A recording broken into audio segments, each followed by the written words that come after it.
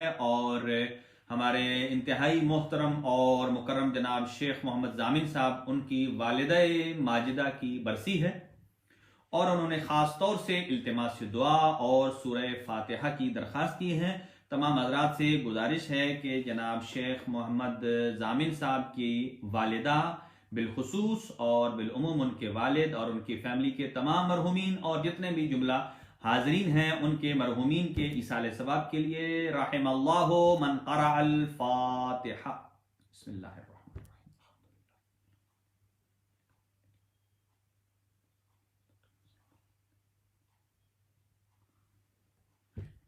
اللهم اجعلهم عندك في اعلى عليين واخلف على اهلهم في الغابرين وارحمهم برحمتك يا ارحم الراحمين۔ خداوند عالم شیخ محمد ضامن صاحب کی والدہ اور ان کے والدین اور ان کے مرحومین کے درجات بلند فرمائے، ان کے صغیرہ کبیرہ گناہ معاف فرمائے اور ان کے لواحقین پسماندگان کو ان کے لیے صدقہ جاریہ بننے کی توفیق عطا فرمائے۔ بلکہ آج کی اس جو نشست ہے 4 رمضان المبارک کی، اس کو سپانسر کیا ہے ہمارے شیخ محمد ضامن صاحب نے، اور خداوند عالم ان کی تمام عبادات دعائیں نیائش کو اپنی بارگاہ میں قبول اور منظور فرمائے۔ اور حضرات سے گزارش کروں گا کہ اس پورے ماہ مبارک میں جو بھی سپانسر کرنا چاہتا ہے، سپانسر کا مطلب یہ نہیں ہے کہ کوئی آپ ڈونیٹ کریں، کوئی رقم دیں، ہاں البتہ امام بارگاہ میں جو آپ افطار نہیں ہو رہا ہے تو آپ ذوالفقار موسیٰ صاحب سے آپ رابطہ کر سکتے ہیں اس سلسلے میں ہدایہ تبرک اور ہدایہ اور نذورات کے لیے۔ لیکن جو اس اپنے مرحومین کو دعا میں شامل کرنا چاہتا ہے، جبکہ سید جابر عباس صاحب نے 16 رمضان کی ان کی والدہ کے لیے مخصوص ہیں، اور چند ایک اور مومنین نے بھی کچھ نام درج کروایا ہے، اور جو حضرات اسے بک کرنا چاہتے ہیں اپنے مرحومین کے لیے وہ خاص طور سے وہ سپانسر کر سکتے ہیں۔ خداوند عالم تمام کے تمام مومنین اور مومنات کے حوائج شرعیہ کو پورا فرمائے۔ ناظرین، آپ کی خدمت میں علوم قرآن کے حوالے سے کچھ معروضات گوش گزار کر رہا تھا۔ آج تک ہمارا مقدمہ تھا اور انشاءاللہ آج ہم اپنی اصلی جو بحث ہے، اصلی گفتگو ہے تفسیر قرآن سے متعلق، اس میں ہم آج وارد ہوں گے، اس میں داخل ہوں گے۔ اور سب سے پہلے تفسیر قرآن میں داخل ہونے سے پہلے اس کا بھی ایک مقدمہ ہے جو چاہیے کہ قرآن مجید فرقان حمید کی تلاوت کرنے کے آداب کیا ہیں، اور علوم قرآن کے حوالے سے کچھ معروضات ہیں، وہ بھی درجہ بدرجہ میں گریجولی آپ کی خدمت میں گوش گزار کرتا رہوں گا۔ اور خاص طور سے اس ماہ سیام اور ماہ مبارک میں، جس میں خود خداوند عالم ہمارا میزبان ہے، اور خداوند عالم میزبان ہے اور ہم اس میں مہمان ہیں۔ اور پھر ایک بات آ گئی ذہن میں عرض کرتا چلوں کہ خداوند عالم 2 مقامات پر میزبان بنتا ہے اور بندے مہمان ہوتے ہیں۔ میزبان یا میزبان اسے کہا جاتا ہے کہ جو کسی کو انوائٹ کرتا ہے۔ جب کوئی کسی کو انوائٹ کرتا ہے تو پھر وہ میزبان ہوتا ہے۔ آنے والے مہمان کے کھانے کا جتنا بندوبست ہے وہ میزبان کے ذمہ ہوتا ہے، اور ایسے ہی جو اگر زیادہ دن رہنا ہو تو اس کا بندوبست بھی اس کے اوپر ہے۔ البتہ زیادہ سے زیادہ دن کتنا رہا جائے، البتہ روایات میں آیا ہے کہ 3 دن تک ایک مومن کسی کے ہاں بعنوان مہمان ٹھہر سکتا ہے۔ اس کا مطلب یہ نہیں ہے کہ جو کہیں جائے تو منیمم 3 days قیام کرے، نہیں، یہ ہے میکسیمم 3 دن وہاں رہے، منیمم چند 1 گھنٹے کے لیے ہو سکتا ہے، 1 دن کے لیے ہو سکتا ہے، البتہ زیادہ سے زیادہ 3 دن سے زیادہ کراس نہ کرے۔ کہیں ایسا نہ ہو کہ جب وہ 3 دن کسی کے ہاں قیام کرنے کے بعد جب دن آتے ہیں تو پھر آہستہ آہستہ وہ مہمانی جو ہوتی ہے وہ میزبان کے دل میں مہمان کی قدر ذرا کم ہونے لگتی ہے۔ اس لیے کہ ایک داستان ہے، حکایت ہے کہ کوئی پیر صاحب کسی کے ہاں تشریف لے گئے تھے، البتہ یہ تقریب ذہن کے لیے مثال عرض کر رہا ہوں، کہ کوئی کسی کے ہاں تشریف لے گئے اور ایک دن گزرا، بڑا پرتپاک انداز سے انہوں نے کھانے میں بھی اہتمام کیا، پینے میں بھی اہتمام، رہائش میں بھی، اور خدمت خاطر جو ان کی ذمہ تھی، دوسرے دن بھی اور تیسرے دن بھی. اور جب تیسرے دن سے دن کراس ہو گیا اور چوتھا پانچواں دن ہو گیا تو ہر روز اہل خانہ اس سے پوچھتے تھے کہ پیر صاحب آج آپ کا قیام ہے یا کوچ ہے؟ قیام کا مطلب یعنی آج بھی آپ کو یہی رہنا ہے یا آپ کو آج رخت سفر باندھنا ہے اور آپ ہم سے مرخص ہو جائیں گے اور آپ اجازت لے لیں گے. تو بڑے اہتمام سے انہوں نے پوچھا، کہا آج آپ کا قیام ہے یا کوچ ہے؟ جب انہوں نے کہا نہیں آج بھی ہمارا قیام ہے، یعنی ہم آپ کے گھر رہیں گے، تو اہل خانہ نے کہا کہ پھر اگر آپ کا قیام ہے تو پھر ہمارا کوچ ہے. اس لیے کہ ظاہر ہے ہر آدمی کے معمولات زندگی ہوتے ہیں، وہ ڈسٹرب ہوتے ہیں، تو لہذا روایات میں آیا ہے کہ 3 دن تک آپ کسی کے ہاں مہمان ٹھہر سکتے ہیں. لیکن اللہ پروردگار عالم بندوں کو کے لیے یہ حکم دیتا ہے کہ 3 دن تک آپ کسی کے ہاں مہمان ٹھہر سکتے ہیں. لیکن جب اللہ کے اپنے اوپر یہ باری آئی ہے کہ وہ میزبان بنے تو اللہ نے 3 کے فارمولے کو ختم کر کے کہا 30 دن ہیں، ان 30 دنوں میں اللہ میزبان ہوں اور میری مخلوق میرے مہمان ہیں. اور ایک اور بات ساتھ عرض کرتا چلوں کہ ہم جب کسی کو انویٹیشن دیتے ہیں یا انوائٹ کرتے ہیں اپنے گھر میں یا کسی ہوٹل میں، تو ہم اپنی سرتوڑ کوشش کرتے ہیں، اپنا ایڑی چوٹی کا زور لگا دیتے ہیں کہ کوئی ڈش ایسی نہ رہ جائے کہ جو ہماری دسترخوان میں کم ہو اور مہمان کی عزت افزائی میں کوئی کمی رہ جائے. لہذا اب نام لینے کی ضرورت نہیں ہے، افطار کا وقت بھی قریب ہے اور آپ حضرات کے لیے اس کو سنبھالنا دشوار ہوگا کہ کہیں تمام ڈشز جتنے بھی ہیں ہماری بر صغیر اور ایشیا کی، وہ دسترخوان پر یعنی سرتوڑ کوشش کی جاتی ہے، زور لگایا جاتا ہے کہ بھر دیا جائے، حتیٰ کہ آنے والے کو یہ کہنا پڑتا ہے کہ اگر آپ نے اتنا اہتمام کرنا تھا تو مجھے پہلے بتا دیے ہوتے، میں بھی اسی اعتبار سے کھانے کے لیے آمادہ اور تیار ہو کر آتا. تو ہم اپنے دسترخوان پر یعنی بے پناہ چیزیں لگا دیتے ہیں. اب اندازہ لگائیے ہمارے وسائل محدود ہیں، ہم جب اپنے مہمان کی خاطرداری کرتے ہیں تو اپنی طاقت کے حساب سے اس کی مہمان نوازی کرتے ہیں، دسترخوان کو بھر دیا جاتا ہے. لیکن جب رحمان کسی کا میزبان بنتا ہے تو اس میں اور ہمارے میزبان ہونے میں بڑا فرق ہے، اس لیے کہ ہمارے وسائل محدود ہیں، وہ لامحدود ہے. جب وہ اپنی رحمت کے دسترخوان کو بچھاتا ہے تو پھر اس کی حدود تمام ہونے والی نہیں ہے، اس کا دسترخوان کا سلسلہ ختم ہونے والا نہیں ہے. اور دوسرا فرق یہ ہے، ہمارا دسترخوان مادیات سے بھرا ہوتا ہے، کہیں بریانی ہے، کہیں چاول ہے، کہیں پلاؤ ہے، کہیں قورمہ ہے، ایسی چیزیں ہیں. لیکن جب اللہ اپنا دسترخوان بچھاتا ہے تو اللہ کے دسترخوان سے ہمیں کیا لینا ہے اور اللہ کیا دیتا ہے. اللہ اپنے دسترخوان پر کبھی صبر کی نعمت کو رکھ دیتا ہے، کبھی اخلاص کی نعمت کو رکھتا ہے، کبھی رحیم کی نعمت کو رکھتا ہے، کبھی غفار ہونے کی نعمت سے دسترخوان الہی سجتا ہے، اور کبھی تقوی الہی سے دسترخوان سجتا ہے، اور کبھی استقامت اور ثابت قدمی سے، تحمل مزاجی سے، اور کبھی والدین کا ادب اور احترام کا درس دے کر رحمان اپنے دسترخوان نعمت کو سجاتا ہے. لہذا جب بھی کوئی آدمی اللہ کے دسترخوان سے سیراب ہونے جاتا ہے تو وہاں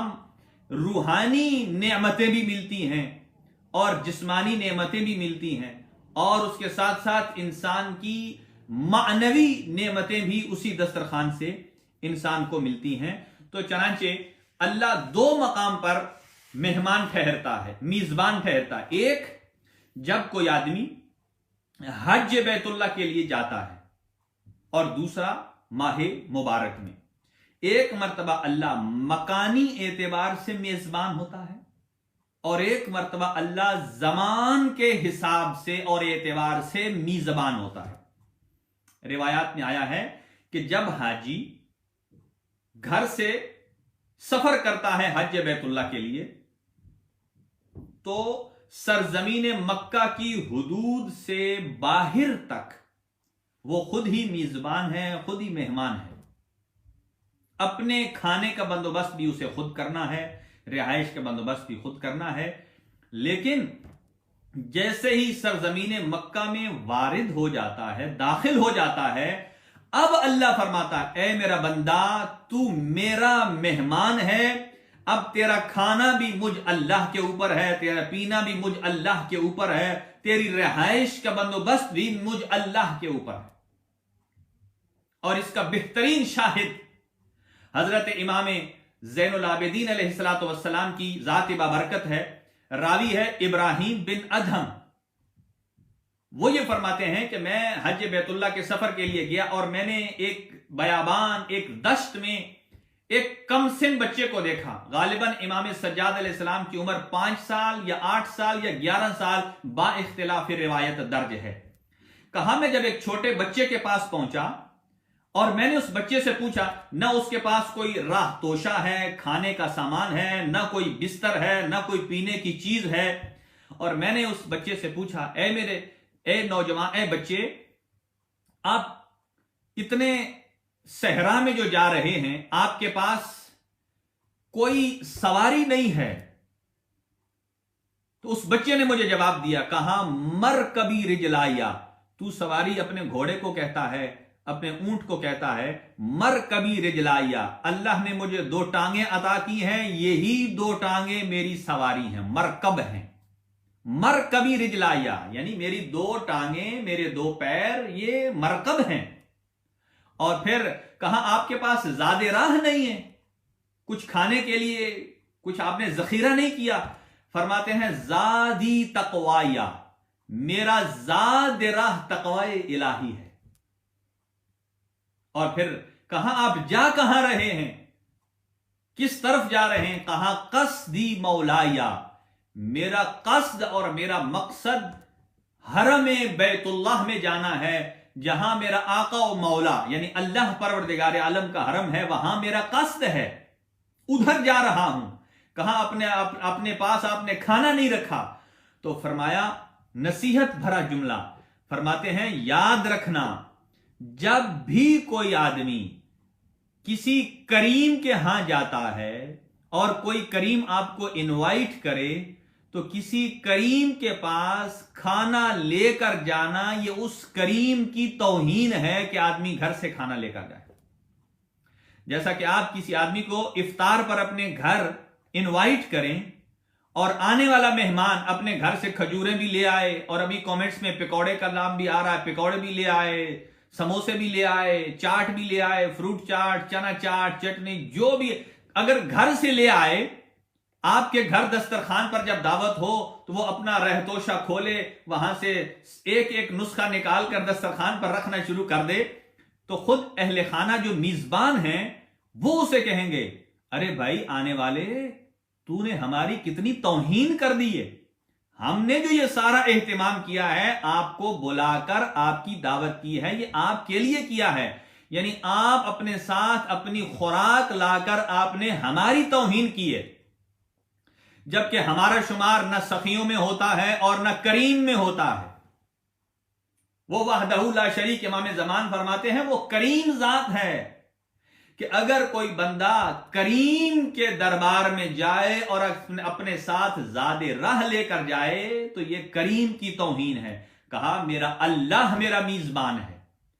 تو ایک موقع کہ جب اللہ میزبان بنتا ہے، بندہ مہمان ہے. اور دوسرا ہے ماہ مقدس رمضان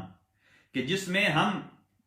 پھر ایک سوال یہ پیدا ہوتا ہے کہ جب مساجد میں اجتماعی افطاری ہوتی ہے، جو کہ آج کل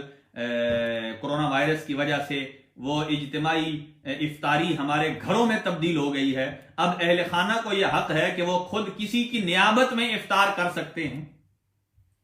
اور یا اگر کوئی آدمی اپنے گھر اہل خانہ کے لیے دسترخوان اگر سجاتا ہے تو کوئی آدمی سوال کر سکتا ہے کہ بھائی اللہ کہاں میزبان ہے؟ کھانا اپنے ہاتھوں سے ہم بنا رہے ہیں، بریانی ہمارے گھر والے بنا رہے ہیں، کڑھائی ہمارے گھر والے بنا رہے ہیں، پکوڑے کباب سموسے گھر والے بنا رہے ہیں، اپنے ہاتھوں سے، مال ہمارا، ہاتھ ہمارے، طاقت ہماری، بنا ہم رہے، تو اللہ کائے کا میزبان ہے۔ تو میرے دوستو، جب سے ماہ مبارک شروع ہو جاتا ہے، یہ دنیا ہے اسباب کی دنیا، خدا ہے مسبب الاسباب، سبب بنانا اللہ کا کام ہے، لیکن اللہ خود آ کر بندے کے ہاتھ میں اپنا ہاتھ نہیں دیتا، اللہ نے سبب بنایا ہے۔ کہا یہ جو تمہارے پاس رقم آ رہی ہے، جس سبب سے آ رہی ہے، اس سبب کا مسبب بھی رب العالمین کی ذات ہے۔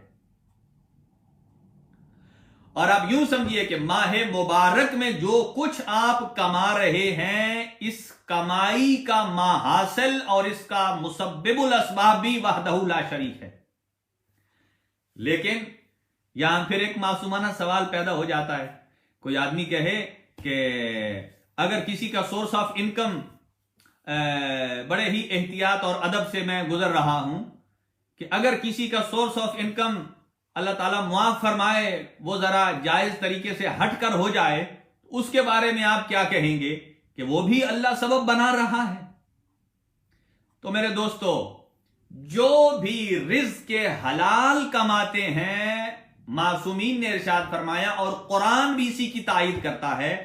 جو مال جائز طریقے سے کمایا جائے اسے رزق کہا جاتا ہے، لیکن جو مال ناجائز طریقے سے کمایا جائے وہ رزق نہیں ہوتا۔ اسی لیے آپ نے سنا ہوگا کہ جب بھی کوئی مجھے درخواست دعا کرتا ہے تو میں اس کے لیے اس طرح دعا کرتا ہوں، اے اللہ فلاں آدمی کے رزق کے حلال میں اضافہ فرما، اور اس کا یہ قرآنی دعا ہے، اور پاک پیغمبر صلی اللہ علیہ وآلہ وسلم کی حدیث بھی ہے، آپ ارشاد فرماتے ہیں الکاسب حبیب اللہ، یعنی جو رزق حلال کمانے والا ہے وہ اللہ کا دوست ہے۔ نہ یہ کہ ہر کمانے والا چاہے وہ کسی طریقے سے کما رہا ہو، جائز ہو ناجائز ہو، سارے وسائل کو پامال کرتا رہے اور اللہ اس کو اپنا دوست کہتا رہے، یہ اللہ کی توہین بھی ہے۔ اور تو گویا رمضان المبارک میں جو ہم افطار تیار کرتے ہیں، اس کا سبب اللہ ہے، اس کا مسبب اللہ پروردگار عالم کی ذات ہے۔ البتہ اللہ اپنی میزبانی کا جو کام ہے وہ اپنے مخلص بندوں کے ہاتھوں سے لے رہا ہے۔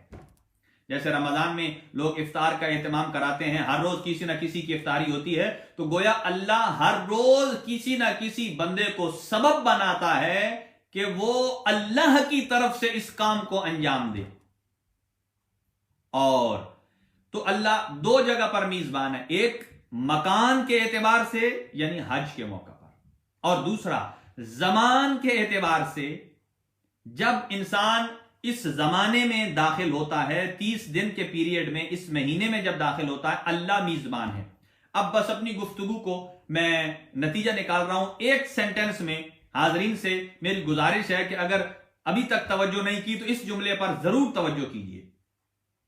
کہ دو مقام پر اللہ میزبان ہے، ایک مکان حج اور ایک زمانی اعتبار سے ماہ رمضان المبارک میں۔ دونوں میزبانیوں میں فرق کیا ہے؟ فرق یہ ہے کہ جب آدمی حج پر جاتا ہے تو بھی اللہ میزبان ہے، رمضان میں بھی اللہ میزبان ہے۔ فرق یہ ہے کہ جب آدمی حج پر جاتا ہے اور جب وہ اپنا احرام باندھ لیتا ہے، احرام باندھنے کے بعد وہ یہ کہتا ہے لبیک اللہم لبیک، یعنی مکانی اعتبار سے اللہ میزبان ہے مکہ میں، اور اس وقت بندہ یہ کہتا ہے لبیک اللہم لبیک، اے اللہ میں حاضر ہوں تیری درگاہ میں، تیری دربار میں میں حاضر ہوں۔ لیکن ماہ مقدس میں اللہ نہیں کہتا، بندہ نہیں کہتا لبیک اللہم لبیک، بلکہ ماہ مقدس اور ماہ سیام میں اللہ بندے کو کہتا ہے لبیک یا عبدی، اے میرا بندہ میں اللہ حاضر ہوں، مانگ تو کیا مانگنا چاہتا ہے۔ لہذا افطار سے لے کر سحر تک 4 آوازیں منادی لگاتا ہے، حل من مستغفر۔ اللہ فرماتا ہے میرے بندوں میں سے کوئی مجھ سے استغفار طلب کرنے والا؟ اور پھر آواز آتی ہے حل من طالب رزق، ہے کوئی مجھ اللہ سے رزق طلب کرنے والا؟ یعنی اللہ فرماتا ہے لبیک یا عبدی، اے میرا بندہ تو مجھ سے رزق مانگ، میں تجھے عطا کروں گا۔ اور تیسری آواز حل من سائل، ہے کوئی مجھ سے سوال کرنے والا کہ میں اس کی حاجت کو روا کر دوں؟ تو میرے دوستو، 2 مقام پر خدا میزبان ہے، ایک حج میں مکانی اعتبار سے، اور ایک ماہ سیام اور ماہ مبارک میں مکانی اعتبار سے۔ آئیے اپنی سلسلہ گفتگو کو بڑھاتے ہیں اور آج تلاوت قرآن مجید کے آداب آپ کی خدمت میں پیش کرتا ہوں، اور یہ مقدمہ ہے، اور 10 پوائنٹ میں نے ایسے انتخاب کیے ہیں کہ جس میں قرآن مجید فرقان حمید کے نزول کی وجوہات اور مقصد نزول قرآن کو قرآن جن 10 پوائنٹس میں بیان کرتا ہے وہ آپ کی خدمت میں پیش کروں گا۔ البتہ اس سے قبل مقدمتاً تلاوت قرآن مجید اور قاری قرآن کی قراءت کا ثواب کیا ہے اور اس کے آداب کیا ہیں۔ حضرت محمد مصطفیٰ صلی اللہ علیہ وآلہ وسلم ارشاد فرماتے ہیں طیبوا افواہکم فإن افواہکم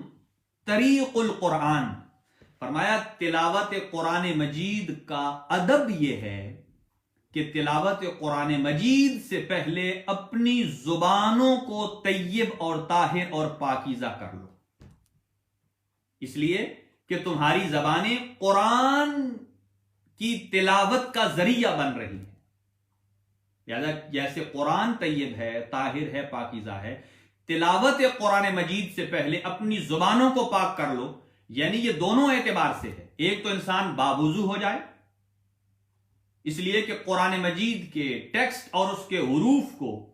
بغیر وضو کے چھونا حرام ہے، لہذا تلاوت قرآن کے لیے باوضو ہونا شرط ہے۔ اور دوسری بات یہ ہے اپنے دہن اور منہ کو پاک کر لو۔ اس کا مطلب یہ ہے کہ جس زبان سے آپ نے اللہ کے کلام کی تلاوت کرنی ہے، تو ادب تلاوت قرآن یہ ہے کہ پہلے اس زبان کو گالم گلوچ سے پاک کیا جائے، پہلے اس زبان کو غیبت سے پاک کیا جائے، پہلے اس زبان کو چغل خوری سے پاک کیا جائے۔ یہ ساری روحانی غلاظتیں ہیں کہ جن کے بارے میں حضور سرور کائنات محمد مصطفیٰ صلی اللہ علیہ وآلہ وسلم ارشاد فرماتے ہیں تلاوت قرآن مجید سے پہلے، البتہ یہ تلاوت تھوک کے حساب سے نہیں ہونی چاہیے، ہر عمل اپنے اعتبار سے ایک مقام رکھتا ہے۔ آپ کوانٹیٹی کو مت دیکھیے بلکہ کوالٹی کو دیکھیے۔ کئی افراد کا زور ہوتا ہے اسی بات پر، چاہے وہ الفاظ بگڑ رہے ہیں اور صحیح تلفظ کر پا رہے ہیں یا نہیں کر پا رہے، بس ریس لگی ہوئی ہے کہ میں نے یہ سپارہ ختم کرنا ہے، میں 10 منٹ میں کر لیتا ہوں، میں 20 منٹ میں کر لیتا ہوں۔ میرے دوستو ابھی اسی سے متعلق عرض کرتا ہوں، مولا امیر المومنین علی ابن ابی طالب علیہ السلام ارشاد فرماتے ہیں، آپ فرماتے ہیں الا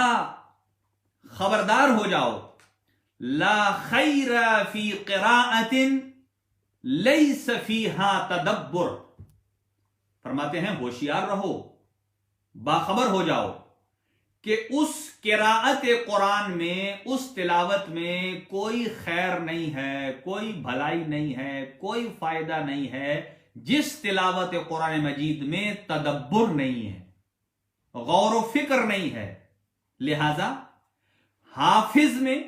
اور عالم قرآن میں یہ فرق ہے۔ چلیے آئیے ایک اچھا فضیلت کا نقطہ حضرت امام حسین علیہ السلام کا آپ کی بارگاہ میں हाफिज कुरान, यानी 61 हिजरी में आप मुशाहिदा कर लीजिए, यजीद ने अपने दरबार में जिन हाफिजों को बुलाया हुआ था, जिन मुल्लाओं को बुलाया हुआ था, जिन कराए के और मालो जर के पुजारी बनावटी उलमा को बुलाया हुआ था, जर खरीद को, गोया हाफिजों को बुलाया हुआ था, उनका किरदार देख लीजिए। और इधर जो आलिम कुरान है हजरत सैयद शुहदा इमाम हुसैन अलैहिस्सलाम, बल्कि यूं कहूं कि जो नातिक कुरान है, जो कि वजूद कुरान है, मुजस्सम कुरान है, एक तरफ इमाम हुसैन है और दूसरी तरफ हुफाज हैं। और हुफाज ने और उलमा ने यह फैसला दिया, यजीद को कहा कि इमाम हुसैन को कत्ल कर दिया जाए। आप मुझे बताइए, इतना बड़ा जो इक़दाम किया उसने, आखिर यजीद ने किसी का तो शेल्टर लिया। जैसा कि आज भी कहीं कोई बड़ा इक़दाम करना हो तो बड़े बड़े सलातीन मुफ्तियों का सहारा लेते हैं, तो यजीद ने भी मुफ्तियों का सहारा लिया, कहा कत्ल हुसैन का फतवा दो, तो मुफ्तियों ने फतवे दिए। इसी बिना पर उसने कत्ल इमाम हुसैन अलैहिस्सलाम में अपने हाथों को रंगीन किया। लेकिन फर्क इतना है कि जो हाफिज कुरान थे, जो मद्दे मुकाबिल आए थे इमाम हुसैन के, उनमें से कई हुफाज भी थे, कुरान हकीम उनको जुबानी याद था। फर्क यह है हाफिज कुरान में और आलिम और मुजस्सिम और नाते के कुरान में, फर्क यह है कि हाफिज कुरान को याद करके भी कुरान को पामाल कर रहे हैं, और जो नाते के कुरान है, फर्क यह है कि उसकी गर्दन बदन से जुदा भी हो गई है और नो के नेजा पर सवार भी हो गई है। जो हाफिज कुरान था वो इसके कत्ल के फतवे दे रहा है, तौहीन कुरान कर रहा है, और जो हकीकत में हकीकत कुरान है, नाते के कुरान है, वारिस कुरान है, वारिस नबी और पैगंबर है, मुजस्सम कुरान है, वो गर्दन कट भी गई, नो के सिना पर सवार हो गए, फिर भी कटी गर्दन से कुरान हकीम की तिलावत करते नजर आते हैं। और जितने हुफाज थे, यही जुमला है, मासूमाना सवाल यह है कि जितने हुफाज थे, इमाम हुसैन ने अलैहिस्सलाम ने जब सूरह मुबारक कहफ की आयात की तिलावत की है, तो किसी हाफिज ने यह नहीं कहा कि इमाम हुसैन की तिलावत में गलती है। कोई जेर की जगह जबर पढ़ गए, जबर की जगह पेश पढ़ गए, जज्म की जगह शद को पढ़ दिया, नहीं, किसी ने गलती नहीं निकाली। इसका मतलब यह है, यही बताते हैं मुजस्सम कुरान हुसैन है, जिसकी रग रग में कुरान शामिल है, इसलिए कि ये गर्दन कटा के कुरान की तिलावत करा के बता दिया, ए हाफिजो, तुम जब तक रमक बाकी है, जिंदा हो, कुरान के हाफिज हो, मरने के बाद तुम नहीं बोल सकते हो। और मुजस्सम कुरान में यह फर्क है कि चाहे गर्दन जिस्म के साथ रहे तब भी आलिम कुरान है, तब भी मुजस्सम कुरान है, और अगर गर्दन कट के नोके सिना पर सवार हो जाए तो भी वैसे ही तिलावत कुरान करेगा जैसे हयात में तिलावत कुरान करता। तो मौला कायनात फरमाते हैं कि उस तिलावत कुरान मजीद में कोई खैर नहीं, कोई भलाई नहीं, कोई फायदा नहीं, जिसमें तदब्बुर नहीं, जिसमें तफक्कुर नहीं, जिसमें तअक्कुल नहीं, यानी इंसान सोचो विचार ही नहीं कर रहा उसमें। और एक और फिर फरमाते हैं, अला ला खैर फी इबादतिन, फरमाते हैं खबरदार रहो कि दुनिया में ऐसे इबादत गुजार भी आपको मिलेंगे कि जिनका मकसद सिर्फ क्वांटिटी होगी। और खास तौर से इस माह मुबारक में आप मुशाहिदा कर रहे हैं कि कई ऐसे अमाल हैं कि जो ना सुन्नत रसूल हैं, ना जिंदगी रिसालत सल्लल्लाहु अलैहि वसल्लम में वकू पजीर हुए हैं, और ना ही हजरत अमीरुल मोमिनीन अलैहिस्सलाम के जमाने में, और बल्कि यूं कहूं कि बाद पैगंबर खुलफा के जमाने में ये इबादतें तैयार हुई हैं और तैयार की गई हैं। और किस खातिर तैयार की गई हैं? ये नमाज तरावी, ये सिहाए सित्ता में रिवायात मौजूद हैं कि ये हुजूर सर्वे कायनात के जमाने में इस नमाज की न कोई शक्ल थी, न कोई नाम था, न कोई कैफियत थी। तो कहा ये बनाई क्यों गई? कहा ये बाद पैगंबर کچھ حکمرانوں کو جب یہ خوف لاحق ہوا کہ کہیں قرآن مجید لوگوں کو بھول نہ جائے تو حافظوں کی ڈیوٹی لگا دی کہ ہر روز اس نماز میں ایک سپارے قرآن کو ختم کیا جائے۔ اب اس کے دو نتائج برے ہیں۔ ایک یہ کہ اگر تو سپارے رہ جائیں، اگر تو رمضان ہو 30 کا تو 30 سپارے پورے ہو جاتے ہیں، لیکن اگر 29 دن کا ہو ماہ مقدس تو یا تو ان کا قرآن ناقص رہ جاتا ہے، ایک بات، اور دوسری بات اگر وہ 30 سپارے مکمل کرنا چاہتے ہیں، اگرچہ چاند 29 کا ہو تو انہیں 30 کرنا لازمی پڑ جاتا ہے کہ پورے قرآن کا ختم ہو جائے۔ ان عبادات کا کوئی تصور نہیں تھا، یہ اس لیے تھا کہ کہیں حافظوں کو قرآن بھول نہ جائے، لیکن مکتب اہل بیت میں ایسی کوئی عبادت نہیں ہے۔ اس لیے مکتب اہل بیت میں جیسے پاک پیغمبر کے زمانے میں قرآن مجید موجود تھا اور قرآن کا ہم پلہ وارث قرآن موجود تھا، جس کی ذمہ داری یہ ہے کہ قرآن ویسے ہی رہے جیسے نازل ہوا ہے، تو جیسے پاک پیغمبر کے بعد پہلے علی موجود تھے، ایسے آج بھی آخری علی، آخری محمد وارث قرآن پردہ غیب میں موجود ہیں۔ لہذا ہمیں نئی عبادات کو ایجاد کرنے کی ضرورت ہی نہیں ہے، اور امام زمان کی غیبت اور ان کے ظہور کا خاصہ یہ ہے، امام جب واپس پلٹیں گے تو وہ احکامات ویسے ہی دوبارہ لوٹائیں گے جیسے پاک پیغمبر کی حیات میں تھا۔ تو اس کا مطلب ہے ایک بات تو طے شدہ ہے، پاک پیغمبر کے بعد اور امام زمان کے ظہور سے پہلے جو عمل بگڑ گئے یا جاری تھے یا رائج تھے، چاہے 2000 سال، 5000 سال، 10,000 سال تھے، لیکن امام زمان پلٹ کر جب ظہور فرمائیں گے تو دوبارہ وہی عمل جاری کر دیں گے جو رسول پاک کے زمانے میں تھا۔ تو اس کا مطلب یہ ہوا کہ جو رسول پاک کے بعد اور امام زمان سے پہلے عمل انجام دیا جاتا رہا، امام اسے بدعت تصور کریں گے اور اس کا خاتمہ کریں گے، اصلاح کر دیں گے۔ تو یہ اصلاح اس بات پر دلالت کرتی ہے کہ وہ عمل دین میں شامل نہیں تھا۔ تو مولا فرماتے ہیں اس عبادت میں بھی کوئی خیر نہیں ہے، لیس فیہ تفقہ، کہ جس عبادت میں غور و فکر نہ ہو۔ اب اندازہ لگائیے، جو آدمی قرآن مجید کو رٹا لگا کے پڑھتا رہے اور اسے پتہ ہی نہ چلے کہ تبت یدا ابی لہب کی آیت کیا بتا رہی ہے، جب اس پر غور و فکر نہیں کرے گا تو اسے کیا سمجھ آئے گی کہ ابو لہب کون ہے، حمالۃ الحطب کون ہے؟ اور پھر اگر قرآن میں غور و فکر نہیں کرے گا تو کیسے پتہ چلے گا؟ سورہ الحمد جو ہے ہر روز کئی مرتبہ مسلمان پڑھتا ہے، لیکن وہ لقلقہ زبانی ہے، اگر اس میں غور و فکر کرے، اس کی گہرائی میں اترے تو آج ہی پتہ چل جائے گا کہ صراط الذین انعمت علیہم والے کون ہیں اور مغضوب علیہم کون ہیں۔ یہی فیصلہ ہو جانے والا ہے۔ اور اگر غور و فکر کرے تو قرآن سے ہی پتہ چل جاتا ہے کہ انا اعطینا کل کوثر جب پڑھتا ہے، اس پر غور و فکر کرے تو اسے کہیں جانے کی ضرورت نہیں ہے۔ یہ خیر کثیر وہی ہے کہ جو اللہ نے اپنے حبیب کو جناب زہرا سلام اللہ علیہا کی شکل میں عطا کی۔ تو پہلی صفت ادب قرآن میں، تلاوت قرآن مجید میں پہلا ادب یہ ہے، پاک پیغمبر فرماتے ہیں طیبوا افواہکم، اپنے منہ کو، اپنے دہان کو برائیوں سے پاک و پاکیزہ کرو، اس لیے کہ اللہ کے کلام میں وارد ہونے سے پہلے ہمارا منہ اور دہان اور زبان پاک ہونی چاہیے۔ بس میں ٹائم تمام ہو رہا، میں ایک اور روایت آپ کی خدمت میں پیش کرتا ہوں روزے سے متعلق۔ ارشاد فرمایا، یہ بھی حدیث قدسی کا جملہ ہے، اور معصوم نے ارشاد فرمایا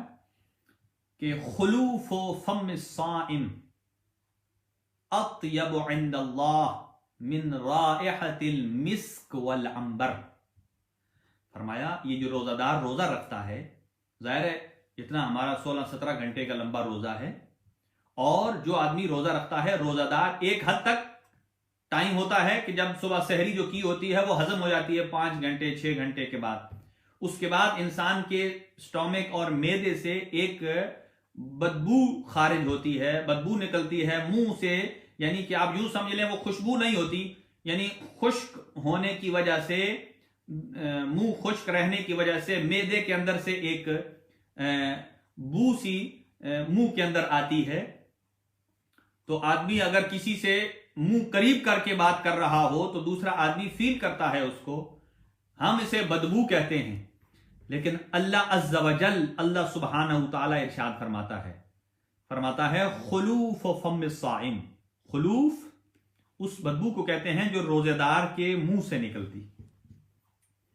فرمایا روزے دار کے منہ سے نکلنے والی بدبو اطیب عند اللہ من رائحۃ المسک والعنبر. فرمایا اے بندے خدا، تیرے منہ سے نکلنے والی بدبو کو مخلوق بدبو کہہ رہی ہے، لیکن چونکہ اس کا منبع روزہ ہے، عبادت الہی ہے، اللہ فرماتا ہے اے روزہ دار، تیرے منہ سے نکلنے والی بدبو مجھ اللہ کے نزدیک مسک اور عنبر سے زیادہ خوشبودار ہے. اللہ اکبر. تو فرمایا پہلا ادب یہ ہے کہ قرآن مجید سے پہلے باوضو ہو جایا جائے، باطہارت ہو جایا جائے، اس لیے کہ قرآن مجید کے حروف کو ٹچ کرنا وہ اگر آدمی بھول کر بھی کرے تو بھی گناہ ہے. البتہ ایک نوجوان نے سوال بھی کیا ہے کہ جو ہم قرآن مجید جو موبائل میں، کمپیوٹر میں یا جو ایپس ہم ڈاؤن لوڈ کرتے ہیں، وہ جو قرآن مجید کی تلاوت کی جاتی ہے، آیا اس کو ٹچ کرنے کے لیے بھی باوضو ہونا ضروری ہے یا نہیں؟ تو وہ چونکہ سافٹ ویئر ہے، وہ اس سکرین کے اندر ہے، لہذا اسے ٹچ کرنے میں وضو کرنا واجب نہیں ہے. البتہ یہ ایک فقہی مسئلہ ہے، جیسا کہ جو قرآن مجید کے واجب سجدے ہیں، مثلا کوئی ایسی آیات ہیں کہ جن کو اگر آپ سنیں گے تو آپ کے اوپر سجدہ واجب ہو جائے گا. سجدے کی 4 آیات ہیں اور 4 مختلف صورتوں میں ہے. سورہ سجدہ ہے، حامیم سجدہ ہے، سورہ الق ہے، سورہ نجم ہے. ان میں جو واجب سجدے ہیں، البتہ اس میں بھی فقہائے کرام اور عظام یہ بیان کرتے ہیں کہ اگر وہ آپ لائیو سن رہے ہیں، مثلا کوئی آدمی تلاوت کر رہا ہے، آپ کے سامنے موجود ہے، یا آپ ٹیلی ویژن پر کوئی پروگرام سن رہے ہیں، تو اگر تو وہ تلاوت لائیو ہو رہی ہے، لائیو ٹیلی کاسٹ ہو رہی ہے، وہ قاری قرآن لائیو تلاوت کر رہے ہیں اور آپ نے اس آیت کو سنا جو آیت سجدہ تھی، تو فقہا بیان کرتے ہیں اس کے اوپر آپ کے لیے واجب ہے فوراً کہ آپ سجدہ قرآنی انجام دیں. لیکن اگر آپ وہ آیت ریکارڈنگ کی شکل میں سن رہے ہیں، ایپ کے اندر موجود ہے، یا آپ ایسے پروگرام سے سن رہے ہیں جو لائیو ٹیلی کاسٹ نہیں ہو رہا ہے بلکہ ریکارڈنگ ہے، یوٹیوب پر چڑھ گئی ہے، یا فیس بک کلپ ہے، یا کسی اور جگہ ہے، کسی نے اپلوڈ کر دیا ہے، تو اگر آپ ریکارڈنگ سن رہے ہیں تو پھر آپ کے اوپر سجدہ واجب نہیں ہے. لہذا اور کوشش یہ کی جائے کہ اگر ہو یا نہ ہو، لائیو ہو یا نہ ہو، جب بھی قرآن مجید کی سجدے کی آیت کو سنا جائے تو احترام قرآن مجید میں آپ کو سجدہ کر لینا چاہیے. اور ایک اور روایت، بلکہ ابھی وقت تمام ہے، 9:15 پر ہمارے برسل کے مقامی وقت کے مطابق افطار ہے، اور ابھی دعاؤں کا سلسلہ بھی باقی ہے. اور خداوند عالم بحق محمد و اہل بیت محمد جن مومنین نے ہمیں درخواست دعا کی ہے، خداوند عالم ان سب کی دعاؤں کو پورا فرمائے، اور خاص طور سے شیخ محمد ضامن صاحب کی والدہ ماجدہ جن کا نام تنزیر فاطمہ بنت ذاکر علی ہیں، خداوند عالم ان کے درجات عالی ہیں متعالی فرمائے، اور ان کے صغیرہ کبیرہ گناہ معاف فرمائے، ان کو جوار جناب سیدہ فاطمہ الزہرا سلام اللہ علیہا میں جگہ نصیب فرمائے. برادر نادر حسین صاحب نے درخواست دعا کی ہے، اور باقر موسوی صاحب ہیں، عمران ثاقب ہیں، اور ملی صاحب ہیں، ایسے ہی ہمارے رضا چودھری صاحب ہیں، عزیز مومن ہیں، عسکری شاہ صاحب ہیں، نثار بھائی نامیور سے، اصغر زیدی صاحب، اور ظفر شاہ صاحب ہیں شیرازی صاحب، سید علی مظہر، سید عقیل ہیں، اور سید تنویر بخاری ہیں. سید ثاقب گنٹ سے، اور شبر رضوی صاحب، مبارک زیدی صاحب، عباس مہدی، ابرار کاظمی، سید احمد، برادر دانش اور سید ناصر شاہ صاحب، اور شہزاد عباس، سفیر حسین، یاسمین اور غلام ہانی صاحب درخواست دعا کی ہے۔ عابد کاظمی صاحب بھی درخواست دعا کر رہے ہیں، خداوند عالم ظہیر نقوی صاحب، شمیم زیدی، اور مریض جو ہیں نایاب فاطمہ، طیبہ کاظمی پاکستان میں، کنیز فاطمہ اور سید گلباز شاہ، ان کو شفائے کامل و عاجل عطا فرمائے،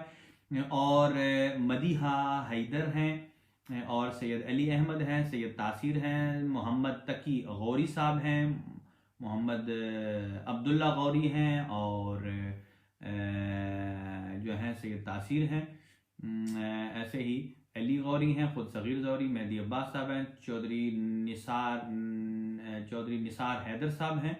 اور ایسے ہی ثاقب سید ہیں، اخضر کاظم صاحب ہیں، زینب حسین ہیں، اور ارشد رضا صاحب ہیں، اور بچہ سید زین ہیں، اور سید حسنین ہیں، وجاہت حسین صاحب ہیں، اور اختر شوکت صاحب بیمار ہیں، درخواست دعا کی ہے، تہمین بخاری صاحب ہیں، اور واصف حسین صاحب ہیں، خداوند عالم ان کی جملہ دینی شرعی حاجات پوری فرمائے۔ محبوب حسین صاحب اور قاسم علی کینیڈا سے ہیں، صابر حسین میاں والی سے ہیں پاکستان میں، اور آسٹریلیا سے ایک مومنہ ہیں، برادر شجاع اسپین سے ہیں، اور سلطان جعفری عطر کاظمی ہالینڈ سے ہیں، اور برادر محمد باقر بھی ہالینڈ سے ہیں، جمال حسین صاحب ہیں، اور اخضر کاظم صاحب، اور ایلیا رضا صاحب ہیں، اور اظہر غوری صاحب ہیں اٹلی سے، اور ایسے ہی جناب سمیرہ عباس ہیں، اور برادر عباس سید جابر عباس ہیں، اور سید کیس ہمدانی صاحب ہیں، اور اس کے ساتھ ساتھ علی مسعود صاحب ہیں پیرس سے، اور ایک بچہ بیمار ہے، برادر احمد صاحب مووی میکر، جعفری صاحب کی ہمشیرہ نبیل جعفر اور حاجی آصف صاحب ہیں، اور ہمارے پڑوسی سید علی اور ان کی اہلیہ اور ان کی ساس صاحبہ، اور ایسے ہی ان کی فیملی کے سارے ممبران، سید حسن عسکری، اور ایسے ہی ایلیا رضا صاحب ہیں جو درخواست دعا کی ہیں، اور دیگر اطہر بھائی کی ہمشیرہ ہیں، بیمار ہیں، سید اطہر کاظمی ہالینڈ سے، اللہ ان کی فیملی کو آباد و شاد فرمائے۔ سید محسن عباس ہیں، سید محسن رضا ہیں، اٹلی سے ہیں، اور ایک سید زادہ اور ان کی بچی بیمار ہیں، اللہ ان کو شفائے کامل و عاجل عنایت فرمائے۔ ذوالفقار موسیٰ صاحب کو اللہ صحت دے اور ان کے والدین کی مغفرت فرمائے۔ ایسے ہی سید علی رضا بخاری صاحب، جو محمد حسین شاہ صاحب، رضوان روجی صاحب، توقیر شاہ صاحب، اللہ ان سب کو، منتظمین جتنے بھی ہیں ان کے اور ان کے اہل خانہ کو آباد و شاد فرمائے۔ سید ارشاد شاہ صاحب کو شفا عنایت فرمائے، اور ایک مومن مرتضیٰ حالی میں جو فوت ہوئے ہیں، اللہ ان کے درجات بلند فرمائے۔ اختر حیدری صاحب کو شفائے کامل و عاجل عنایت فرمائے۔ سید اختر حسین رضوی بیمار ہیں، اور جن جن حضرات نے ہمارے ذمہ اور درخواست دعا لگائی ہے، کوئی نام اگر ذہن سے نکل گیا ہو تو معافی چاہتے ہیں۔ سید غضنفر بخاری صاحب، ان کی اہلیہ سید علم الہدیٰ، سید ذاکر حسین مرحوم، سید اجاز حسین مرحوم، اور سید شبیر حسین مرحوم، اور سید علی دہر، اور سید میسم، خداوند عالم ان سب کو اپنی حفظ و امان میں رکھے، اور خداوند عالم اس کرونا وائرس کو جلد از جلد تمام فرمائے، اور انشاءاللہ کل ٹھیک 8 بجے انشاءاللہ علوم قرآن کے ساتھ، آج مقدمہ ہم نے آداب قرآن بیان کیے ہیں، انشاءاللہ کل بھی مقصد نزول قرآن اور انشاءاللہ علوم قرآن سے متعلق ہمارے یہ گفتگو کا سلسلہ جاری اور ساری رہے گا۔ دعا ہے خداوند عالم آپ کے دینی دنیاوی تمام شرعی حاجات کو پورا فرمائے، مال و رزق میں برکت عطا فرمائے، اور اپنا بہت بہت خیال رکھیے۔ خداوند عالم بحق محمد و اہل بیت محمد جو اس کرونا وائرس میں بیمار ہیں ان کو جلد از جلد شفائے کامل و عاجل عطا فرمائے، اور اس کو پوری انسانیت کو اس سے محفوظ اور مامون فرمائے۔ زہرا رضوی صاحب نے درخواست دعا کی ہے، اور خدا سید فضل رضوی صاحب کو شفائے کامل و عاجل عطا فرمائے۔ ایسے ہی مبارک زیدی صاحب اور دیگر مہدی عباس صاحب نے، مہدی برادران، اور آپ سے اجازت چاہوں گا۔ وآخر دعوانا ان الحمد للہ رب العالمین۔ انشاءاللہ کل تک کے لیے آپ سے اجازت ہے۔ وعلیکم السلام ورحمۃ اللہ وبرکاتہ۔